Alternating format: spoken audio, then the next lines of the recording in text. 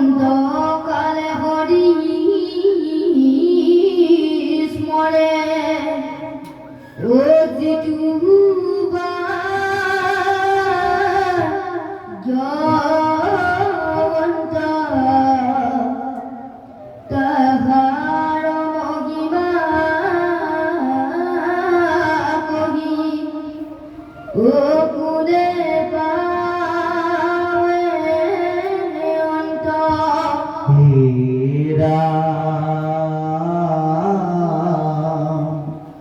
যিটো ব্ৰহ্মময় দেখো জগত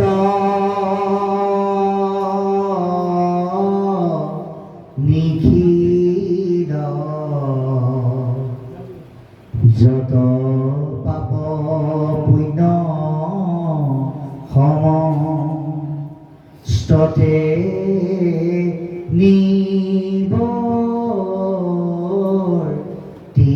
নিবৰ্তিল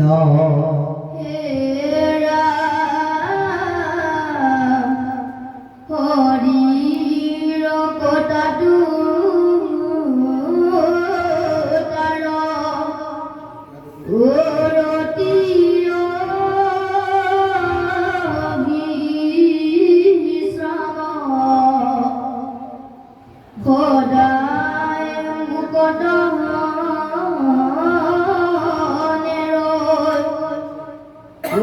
ৰাম কৃষ্ণ নাম এই ৰাম বলিবাও পূৰ্ব কিনো কহিলা মুনি ইটো কথা একো পুৰুষতে নতু শুনি ৰাম গুণা সাবধানে আৰু নিপতি উত্তৰ ইটো মহাভাগৱত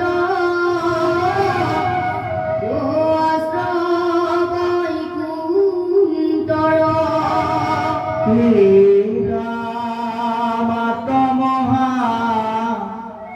ধৰ্ম একে নামে প্ৰখ্যাত শ্ৰবণ মাত্ৰকে কৰে কৃষ্ণ কহায় খাত পূজা নমস্কাৰ ধ্যান সমস্তে দুষ্কৰ হৰি গুণ নাম ধৰ্ম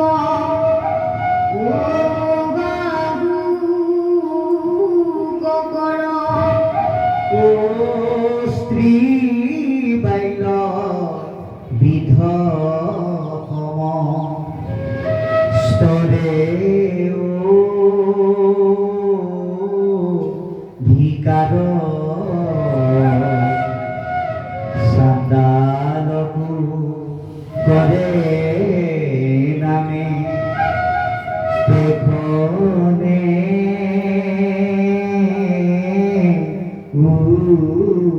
উদাৰ কলিৰ খণ্ডত মংসী উপদিন পীড়িত ভূমি মহাবৈষ্ণৱ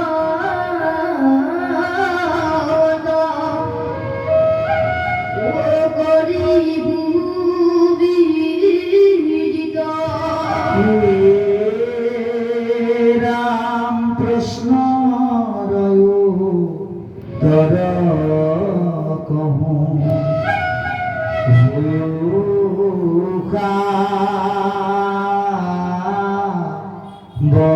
বধান কৃষ্ণৰ নামে হে জানা কৰ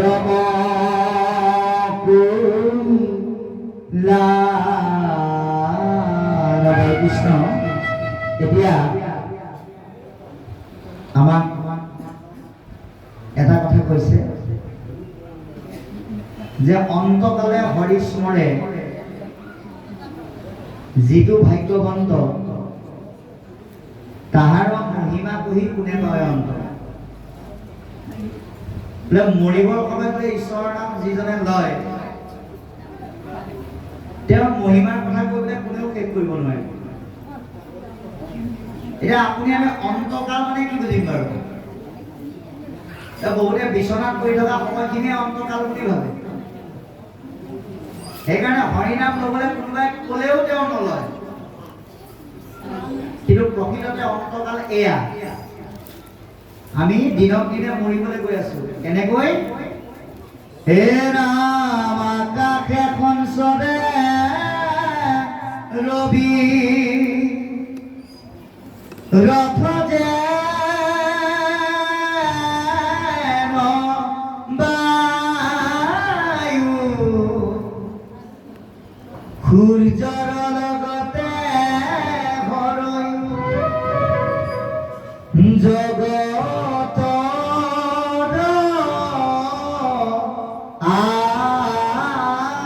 আয়ু। গতিকে সূৰ্যৰ পোহৰৰ লগে লগে আমাৰ জীৱনৰ আয়ুস ৰেখা গতি কৰি আছে। সেইকাৰণে আমি কি কৰিব লাগিব? এনেধৰণৰ অনুষ্ঠানৰ যোগেদি ৰাম নামৰ অখৰা বা ৰিহাৰ্চল কৰিব লাগিব। এতিয়া আপোনালোকে এটা কথা চাব, আপোনালোকে ইয়াত যেনিবা ভাওনা এখন পাতিলে, কোনোবা এজনক বোলে ভাও এটা দিছো লবি দেই, বচনখন লৈ যা, কিন্তু তই ৰিহাৰ্চললৈ সদায় আহিবি বুলি যদি কয়, তেওঁ যদি চিন্তা নকৰি মই ৰিহাৰ্চললৈ নাহিলেও আনতকে বেছিকেহে পানী খানি যদি অহংকাৰ কৰে আৰু ভাওনাৰ আপোনাৰ নাম কৈ দিয়াও হ'ল, বোলে চাবি দেই কাইলৈ কিন্তু ভাওনা, তোক এটা বৰ গুৰুত্বপূৰ্ণ ভাও দি থৈছো, সন্মানটো ৰাখিবি, বোলে চিন্তাই নকৰিবি। ইপিনে ভাওনা আৰম্ভ হ'ল, প্ৰৱেশ আৰম্ভ হ'ল, একেলগে ঠিকে থাকিল। বচন গাবৰ সময়ত নাট চোৱাজনৰ মুখলৈ চাই আছে, কি আছিলে? তেতিয়া কি হ'ব? বোলে বচনো নাহে, কুচনো নাহে। ঠিক তদ্ৰুপ এয়া হ'ল জীৱনৰ অখৰা, ৰিহাৰ্চেল। প্ৰকৃত ভাওনা কোনদিনা হ'ব? যিদিনা আমি জীৱনৰ কল্যাণ ফৰমান গাম। সেইদিনা আপোনাৰ আমাৰ বচনত কি থাকিব লাগিব? ঈশ্বৰৰ নাম থাকিব লাগিব। যাৰ আছে বা থাকে সেইজনেই হ'ল ভাগ্যৱান গুৰু, আৰু তেওঁৰ মহিমা কৰিবলৈ কোনেও শেষ কৰিব নোৱাৰে। কিন্তু তাৰ কাৰণে চিন্তাবিলাক কেনেকুৱা হ'ব লাগিব? ব্ৰহ্মময়। ভাগৱতৰ প্ৰথম স্কন্ধ, তৃতীয় স্কন্ধ আৰু চতুৰ্থ স্কন্ধ তিনিগৰাকী সাধুৰূপী মাতৃক প্ৰাধান্য দিছে। ১ নম্বৰ দ্ৰুপদী, ২ নম্বৰ উত্তৰা আৰু কুন্তি, এয়া প্ৰথম স্কন্ধ। তৃতীয় স্কন্ধত এগৰাকী ঠাই দিছে যাৰ নাম দেৱাহতী। চতুৰ্থ স্কন্ধত এগৰাকীক স্থান দিছে যাৰ নাম সুনীতি। তেওঁলোকে কি কৰে? সকলোকে হৰিময় দেখে। কেনেকৈ?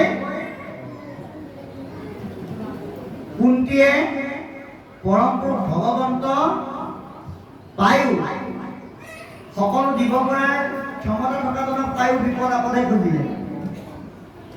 অশ্বস্থমাই 5টা পুত্ৰক মাৰি দিয়াৰ পিছতো দ্ৰুপদীয়ে হত্যাকাৰী অশ্বস্থমাক খুলি দিবৰ কাৰণেহে প্ৰাৰ্থনা জনালে। দেৱাহতীয়ে নিজৰ গৰ্ভৰ পৰা ঈশ্বৰক জন্ম দিয়াৰ পিছতো তেওঁক ভগৱন্ত বুলিহে সম্বোধন কৰিলে। আৰু কুনীতিয়ে কুৰুচিৰ গালিত অপমানিত হোৱা ধ্ৰুৱক উচ্চতাই নিদি ঈশ্বৰৰ নাম ল'বলৈহে পৰামৰ্শ দিলে। গতিকে সকলোকে হৰিময় যেতিয়া দেখিব, তেতিয়াই জীৱনৰ কৃতকাৰ্যতা লাভ কৰিব পাৰিব, কাৰণ সেইজন পাপ পুণ্যহীন হৈ যাব।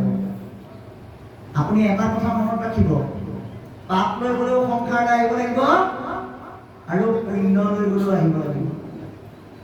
সেইকাৰণে আমি আটাই দুইটা টোপোলা ইয়াতেই থৈ যাব লাগিব। যিজনে পাপ পুণ্য ইয়াতে থৈ গ'ল তেওঁ হৰিৰ কথাটো তাৰ ৰতি অবিশ্ৰাম, তেওঁৰ হৰি কথাত মন একাত্ম হৈ যাব। তেওঁ সদায় মুখত নেৰে ৰাম কৃষ্ণ নাম, তেওঁ মনৰ পৰা তেওঁ মুখৰ পৰা কেতিয়াও ঈশ্বৰৰ নাম নেৰে। কোনোবাই নাম গাবলৈ তেওঁক ক'ব নালাগে আৰু পথাৰলৈ যাওঁতেও বাটলৈ যাওঁতেও বাৰীলৈ যাওঁতেও নামেই গাই যাব। গতিকে সেইকাৰণে কৈছে যে পূজা নমস্কাৰৰ ধ্যান বুলিবা অপূৰ্ব কিন্তু কহিলা মুনি। ৰজা পৰীক্ষিতে শুকদেৱক প্ৰশ্ন কৰিছে, হে গুৰুদেৱ, ইমান অপূৰ্ব কথা আপুনি আমাক ক'লে, ইয়াৰ আগতে দেখোন কাৰো মুখত এই কথা শুনা নাছিলো। যেতিয়া পৰীক্ষিত ৰজা শুকদেৱে উত্তৰ দিছে, শুনা সাৱধানে আৰু নিপতি উত্তৰ। ইয়াৰ উত্তৰটো তোমাক কওঁ শুনা। এয়া বৈকুণ্ঠৰ শাস্ত্ৰ মহাভাগৱত, ইটো মহাভাগৱত শাস্ত্ৰ বৈকুণ্ঠ। আত্মমহা ধৰ্ম একে নামেকে প্ৰখ্যাত। ইয়াত ধৰ্ম মাত্ৰ এটাই আছে, সেইটোৱে হ'ল ঈশ্বৰৰ নাম। শ্ৰৱণ মাত্ৰকে কৰে কৃষ্ণক সাক্ষাৎ, শুনিলেই কৃষ্ণক দেখা পায়। এতিয়াতো আপোনালোকে ভাগৱত শুনিয়ে আছে, ইমান দিন শুনিছে ঠিক নাই, কিন্তু আজিলৈকেতো কৃষ্ণক দেখা পোৱা নাই। তেতিয়াহ'লে ভাগৱতে মিছা কথা ক'লে নে আমাৰ পূজা ভুল? নহয়, ভাগৱতেও মিছা কোৱা নাই আৰু আমাৰো পূজা ভুল হোৱা নাই। মানে শুনিলে যে কৃষ্ণক দেখা পায়, কৃষ্ণক কেনেকে দেখিব? ভকতৰ মাজত দেখিব, ভকতেই ভগৱান। কাৰণ ভকতে সদায় ভগৱন্তৰ গুণগান গাই ফুৰে। গতিকে শ্ৰৱণৰ যোগেদি উপলব্ধি যদি ভকতৰ মাজত কৰিব পাৰিছে, আপুনি ভগৱন্ত দৰ্শন হৈ যাব। সেইকাৰণে কৈছে পূজা নমস্কাৰ ধ্যান সমস্তে দুষ্কৰ। কলিযুগত পূজা কৰা, নমস্কাৰ কৰা, ধ্যান কৰা এইবিলাক ইমান সহজ নহয়। আমি পৃথিৱীলৈ 100 বছৰ লৈ আহিছোঁ, কিন্তু 100 বছৰ সকলোৱে নাপায়। গতিকে কোনোবা 80 বছৰ, 70 বছৰ, 60 বছৰ, 30 বছৰ, কোনোবা 10 বছৰতো যায়। গতিকে ইমান কম সময়ত এই জটিল ধৰ্মৰ কৰ্মবিলাক পালন কৰিব পৰাটো সম্ভৱ নহয়। সেইকাৰণে কৈছে হৰিগুণ নাম ধৰ্ম মহাসুখকৰ, কিন্তু হৰিগুণ নাম ধৰ্মটো অতি সহজকৈ হোৱাটো খুব যুক্ত। কাৰণ ইয়াত কোনো শ্ৰম নাই, কেৱল বহিব লাগে, গাব লাগে, বহিব লাগে, শুনিব লাগে। গতিকে স্ত্ৰী বাল্য বৃদ্ধ সমস্তৰে অধিকাৰ নামত কোনোবাই নপঢ়িব, কোনোবাই নাগাব, কোনোবাই নুশুনিব, এইটো কথা নাই। স্ত্ৰী বাল্য বৃদ্ধ যোনেই যাৰ আগ্ৰহ আছে সকলোৱে ল'ব পাৰে। চান্দালক কৰে নামে তেখনে উদ্ধাৰ। জুয়ে যেনেকৈ কেঁচা পকা নাবাচে, সূৰ্যই যেনেকৈ লেতেৰা চফা নাবাচে, নামেও ঠিক তেনেকৈ জাতি ধৰ্ম বৰ্ণ বিচাৰ নকৰে। গতিকে কলিৰ সন্ধ্যাতময় পহিলো পিতৃ, ইয়াত কলিৰ সন্ধ্যা শব্দটোৱে কলি গধূলা সময়ত অহাটো বুজোৱা নাই। কি বুজাইছে? যে এইটোৱে বুজাইছে কলি অহাৰ সন্ধিক্ষণত মই মোৰ পিতৃ ব্যাসৰ যোগেদি এই কথাখিনি পালো। তুমি মহামহন্তত কৰিব বিধি, তোমাৰ দৰে এজন মহামহন্ত উপযুক্ত পাত্ৰক মই এই কথাখিনি কম। প্ৰশ্নৰ উত্তৰ দিও হুয়ো সাৱধান। গতিকে প্ৰশ্নৰ উত্তৰটো দিও তুমি সাৱধানে শুনা। মনত ৰাখিবা কৃষ্ণৰ নামেহে কল্যাণ সাধন কৰিব। গতিকে আমি নাম ল'লে আমাৰ প্ৰত্যেকৰে যে কল্যাণ হ'ব, এয়া ভাগৱতে আজি আমাক বুজাই দিলে। ইয়াৰ পিছত কি ক'ব আমি চাওঁ। হে ৰাম নামে গবে আদে তৰ গোজে নবি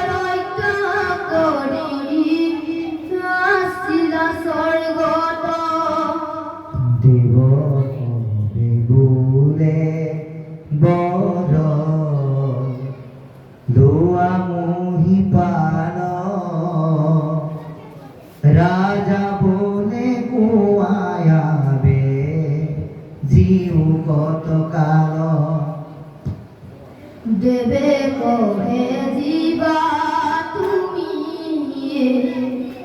দুই দণ্ড মানে শুনি শীঘ্ৰে পৃথিৱীক আহিল বিমানে সমস্ত তেজী ৰাজা স্থিৰ কৰি মন কৃষ্ণৰ ভয় পদে পখিল শৰণ মুহূৰ্ততে গতাংগে পাই লে পৰম গতিক জীৱাঘাত দিন তুমি অচিন্তা কৰা কি এহি বুলি কহিলা ধাৰণা যুৱমুনি যাব কহি আছা হৰি ব্ৰহ্মাতয় আপুনি বাৰু কৃষ্ণ এতিয়া আমাক ইয়ালৈকে কি ক'লে নামে সাধে যাৰ যেন মত অভিলাষ নামে আমাৰ মনৰ কামনাবিলাক পূৰ্ণ কৰে কিন্তু সেই বুলিয়ে নাম গালে বুলিয়ে কামনা পূৰ্ণ হয় বুলিয়ে যি কি কামনা নকৰিব নামৰ দ্বাৰা কামনা পূৰ্ণ হ'বলৈ হ'লে সেই কামনা সৎ হ'ব লাগিব প্ৰিয় হ'ব লাগিব কল্যাণকামী হ'ব লাগিব সমাজ হিতকৰ হ'ব লাগিব তেনে কামনাহে নামে পূৰা কৰে জীৱা মুখ্য চাহেব বৈকুণ্ঠ দেন্তবা গতিকে মুখ্য প্ৰাপ্তি আৰু বৈকুণ্ঠৰ ক্ষেত্ৰতো নামে সহায় কৰে সেইকাৰণে কৈছে জ্ঞানৰো জানিবা হৰি নামে মুখ্য ফল জ্ঞানৰ বিকাশ সাধনৰো মূল বস্তুটোৱে হ'ল ঈশ্বৰৰ নাম নাহিকে নামত বিনে পৰম মংগল নামৰ বাহিৰে মংগল সাধনৰ আৰু দ্বিতীয় ব্যৱস্থা নাই গতিকে অল্পকালে সাধে সিদ্ধি কৃষ্ণৰ ভকতি ভগৱন্তক ভক্তি কৰিলে তাৰ ফলটো তাৎক্ষণিক হয় প্ৰমাণ দিলে দুই দণ্ডে পাইলা প্ৰতি শতাংশ নিৰ্ভৰ গতিকে এক দণ্ডত 22.5 মিনিট দুই দণ্ড মানে 45 মিনিট সময়ত শতাংশই সেইকাৰণে আজিকালি স্কুল কলেজৰো এটা পিৰিয়ডৰ সময় 45 মিনিট কৰিছে কাৰণ 46 নম্বৰ মিনিটটো ল'ৰা ছোৱালীৰ মনবিলাক কৰবালৈ গুচি যায় গতিকে দুই দণ্ড সময় সৎ ব্যৱহাৰ কৰি শতাংশই গতি পালে কেনেকৈ দানৱ কনক তিনি নিপতি পূৰ্বত দেৱতাকৰ ৰক্ষা কৰি আছিলা স্বৰ্গত দেৱতাসকলক ৰক্ষা কৰি দানৱবিলাকক পৰাস্ত কৰি স্বৰ্গত শতাংশই বসবাস কৰিছিল উপযুক্ত সময়ত তেওঁক বিদায় দিবলৈ সময় হোৱাত সুধিলে তোমাক আমি এতিয়া কিবা এটা দিব বিচাৰোঁ আমাৰ ঘৰত কোনোবা আলহী আহিলে আমি সকলো বস্তু নিদিওঁ বাৰীত কি শাক পাচলি আছে বোলো বোলে আমাৰ ৰঙালাও লাও বেঙেনা চব আছে নাই কি বোলে পটলহে নাই বোলে তেতিয়া কেইদিনমান দি পঠিয়াব ৰ'বা ঠিক তেনেকে দেৱতাসকলে শতাংশ সুধিছে তোমাক কি লাগে কোৱা এতিয়া শতাংশ কৈছে মোক অন্য একো লাগে মই কিমান দিন জীয়াই থাকিম সেইটোকে তোমালোকে কোৱা দেৱে বোলে জীয়া আৰু দুই দণ্ড মানে তোমালোকে তুমিতো কিমান দিনটো বাদে তোমাৰ হাতত মাত্ৰ সময় আছেহে 45 মিনিট শুনি শীঘ্ৰে পৃথিৱীক আহিলা বিমানে গতিকে সেই কথাখিনি শুনি তাৎক্ষণিকভাৱে তেওঁ বিমানত উঠি পৃথিৱীলৈ বুলি যাত্ৰা কৰিলে সমস্তকে তেথি ৰাজা স্থিৰ কৰি মন কৃষ্ণৰ অভয় পদে পখিল শৰণ গতিকে আমি ভগৱন্তৰ আশ্ৰয় গ্ৰহণ কৰিবলৈ হ'লে আমাৰ মনটো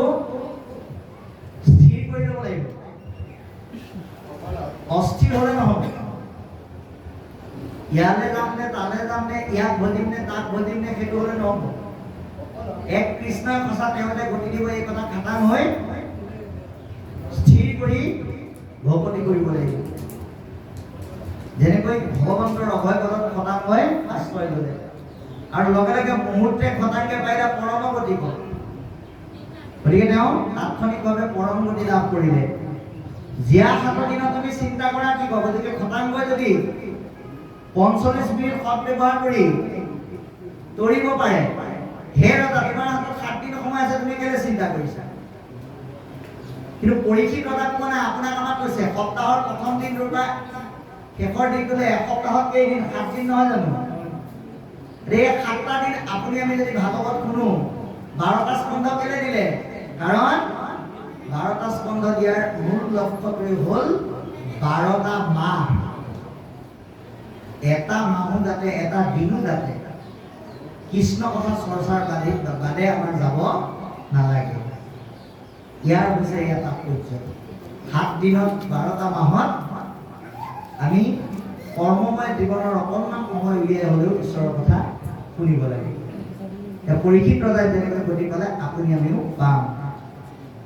গতিকে এই বুলি কহিলা ধাৰণা যুৱমুনি, এইখিনিলৈকে ভক্তিৰে ধাৰণা দিলে। জাক কহি আশা হৰি ব্ৰহ্মাতক আপুনি, যিখিনি কথা স্বয়ং ব্ৰহ্মাদেৱক ভগৱন্তই নিজে কৈছিল। ইয়াৰ পিছত কি ক'ব আমি শুনিম। হে ৰাম ৰাম ৰাম ওম ভাৰতৰ পদ আচল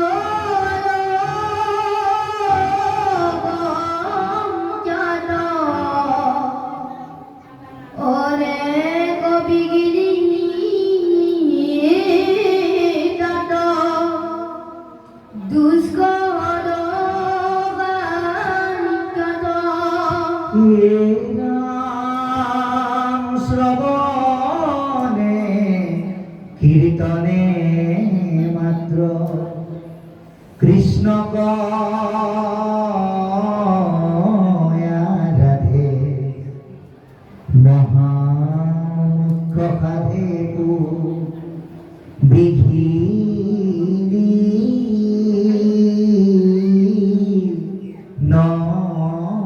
বাধে। হে রাম যত ঘন্টে হুয়ে রতি কৃষ্ণ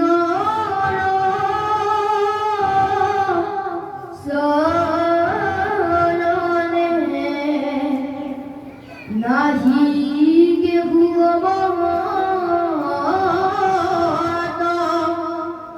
পরে ত্রিভুবনে হিরণ পূর্বতে ব্রহ্মায়ে ক শীতে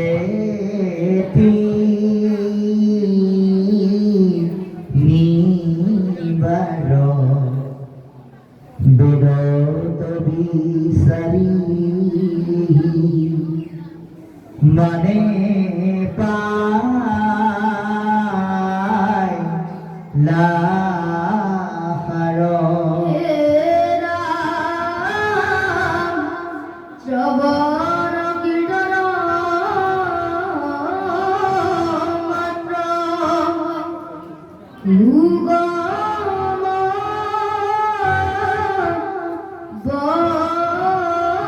বগতিয়ে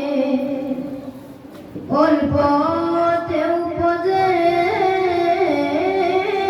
গুই দত প্রেম রতি। হে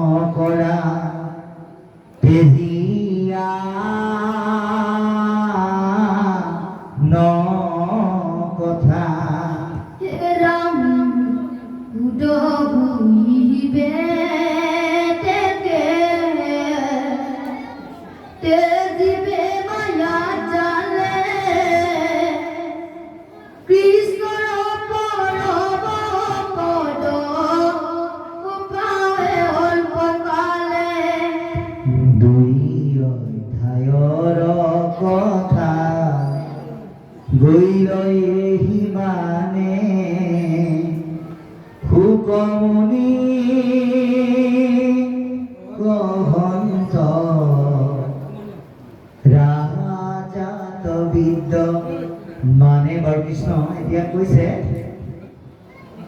সংসাৰ তৰণ পথ আছে অসংখ্যাত অনেক বিঘিনি তাতো দুষ্কৰ সাক্ষাৎ। এতিয়া সংসাৰখন কৰিবৰ কাৰণে ঢেৰ পথ আছে, কিন্তু সেই পথবিলাক বাধা আৰু বিঘিনিৰে ভৰা। আপোনালোকৰ এই বলতী ঘাটৰ চাঙিনী সত্ৰলৈ আহিবলৈ যেনিবা ঢেৰ ৰাস্তা আছে, কিন্তু সকলো ৰাস্তাৰে আহিলে সময়টো বেছি লাগে, হয়তো আজি আহি নাপাবও পাৰে। তেতিয়াহ'লে আমি কোনটো ৰাস্তাৰে আহিম? বোলে তিনিটা ৰাস্তা আছে। এটা ৰাস্তাৰে গ'লে খাল জংঘল কাঁইটেৰে ভৰা, এটা আকৌ কাঠবোৰ শিলগুটিৰে ভৰা, এটা আকৌ বৰ ধুনীয়া একদম খাপৰি দিয়া ব্লক দিয়া ৰাস্তা, আৰু তৎক্ষণাত পায়। তেতিয়াহ'লে সেইটো ৰাস্তাৰে যাম। এতিয়া সেইটোকে সংসাৰ তৰণৰ অজস্ৰ পথ ভগৱন্তই তাক আকৌ তিনিটা ভাগত ভাগ কৰিলে। কি বুলি?